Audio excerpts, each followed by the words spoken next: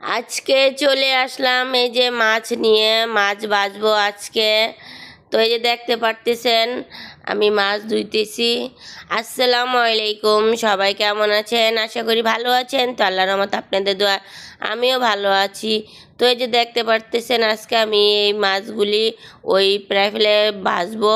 তো এই যে দেখেন আমি মাছগুলি আগে ভালো করে ধুয়ে নিলাম, ভালো করে ধুইয়া ময়লা যা আছে, ময়লা সয়লা যা আছে সব একেবারে ঝাঁকা নাকা করে ধুইয়া ফালাই দিলাম ময়লা সয়লা সব। তো এই যে দেখেন আমার মাছ ধোয়া হয়ে গেছে গা। আমি মাছগুলি ধুইয়া নিয়ে আসলাম। এখন আমি এই মাছগুলির ভিতরে সব কিছু ময় মশলা দিয়ে একেবারে নাড়াচাড়া করে সুন্দর করে তারপরে এটা মিশিয়ে দেব। তো এই যে দেখেন আমি মশলাগুলি নিয়ে বসে পড়লাম মশলা দিতে এই মাছগুলির ভিতরে। তো এই যে দেখেন আমি মশলা এক এক করে দিতেছি। তো মশলা দিলাম, প্রথম দিয়ে দিলাম হলুদ। হলুদ যদি না দেই তো কিন্তু যে আমার মাছটা কালার হইব না। এই যে হলো হলুদ। তারপরে দিয়ে দিতেছি মরিচের গুঁড়া। এই যে দেখেন আমি মরিচের গুঁড়া দিচ্ছি। তারপরে দিতেছি হলো এই যে রসুনের গুঁড়া।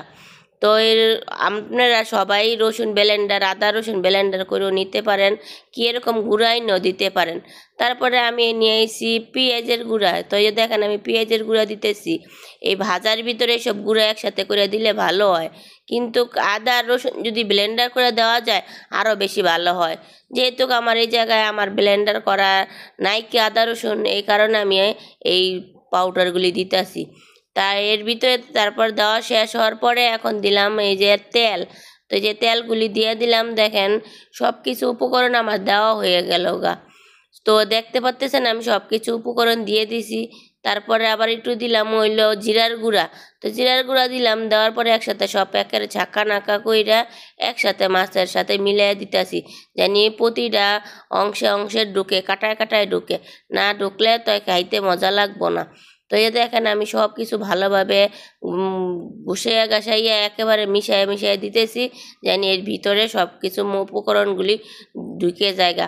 তো এই যে দেখেন আমার উপকরণ করা হয়ে গেছে, উপকরণগুলি হয়ে গেল গা, মিশানো হয়ে গেল সব ময় মশলা। তো এই যে আমি পাইফেলটা নিয়ে বসলাম। পাইফেলটা আনার পরে আমার যে কি সুবিধা হয়েছে যা কোয়ার মতো না, অনেক সুবিধা হয়েছে। আমার আর কোনো রান্না বাড়া তেমন একটা চিন্তাও লাগে না যে আমি কেমন কি রান্নু, কি করমু, কি করমু। কোনো রকম একটু মাছ গোছ কোনো রকম ধুইয়া টুইয়া লইয়া এই প্রায় ফেলে দিলে আমার ভাজা হইয়া যাবো গা।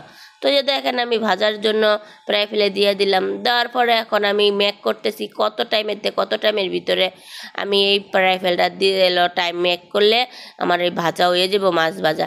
তো আমি এই যে প্রায় ফেলে মেক